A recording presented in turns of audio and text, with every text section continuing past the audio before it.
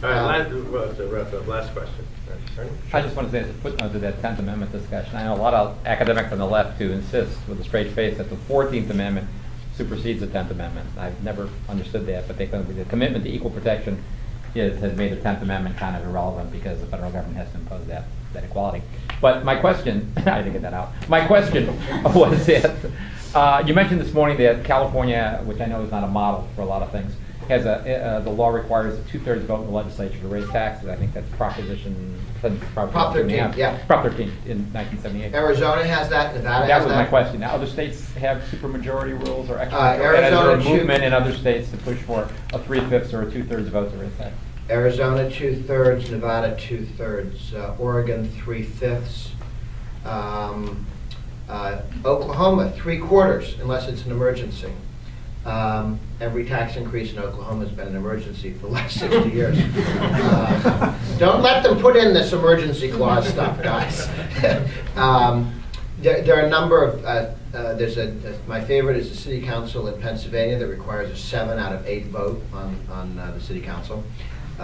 So there are a series of supermajorities. I prefer 2/3. We passed 2/3 in Montana. They got thrown out with a crooked court decision, but we'll come back and do it. 23 states have the initiative process. Oh, Florida. We got a requirement 2/3 to raise taxes, and the Supreme Court said violates the single subject rule, taxes plural. Come on, guys, give me a break. So we did come back with one that says it takes a 2/3 vote to ever impose an income tax. They don't have an income tax there. But the way we wrote it is 2/3 vote of those voting that day, not 2/3 of those voting on the proposition.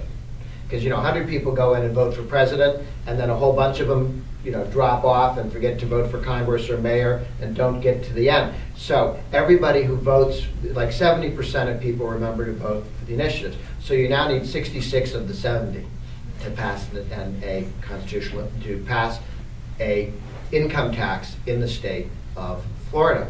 And the left, when they saw that, said, you guys are ridiculous. We have absolutely no plans to ever impose an income tax. And my goodness, you've made it impossible for us to, we weren't going to. But this is ridiculous because it's much too difficult to do that which we would never do. We crushed them in the election. But yes, the supermajority is a very important tool, and we need to do more of it. Very good. Are we allowed to take one last one? All right, yep, sure, Simon. Well, I think from this, you probably have indicated how you'd answer this question, but then how do you feel about voter initiative? I mean, we've tried this to try to get this in Rhode Island. Massachusetts has it. Yeah. They've got their Proposition 2.5. You are advocate for voter initiative? Yeah, I think it's been very helpful. There's certain things that you never get otherwise. Term limits is one, tax limitation is another. Legislatures do not put themselves in a straitjacket when it comes to things like raising taxes or spending. Voters will. Can they be used sometimes by the left? Yes, but we get much more out of voter initiative than the left does, and there's some things that would never, ever have happened otherwise. So I think it's been very helpful. It is very difficult to ask the legislature, hi legislature, you're my friend, I have great respect for you, but we really need something to get around you, okay, and make you irrelevant. Would you help us? They tend to react poorly to that, oddly enough.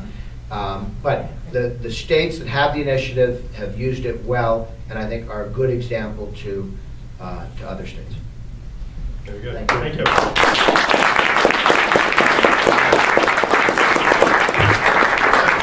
Before we close out, I want to acknowledge and thank Warren and Carol Norquist for, I know it's not Massachusetts, the environment that produces a man like this, so it must have been you. Thank you very much. Thank you for loaning me to the conservative.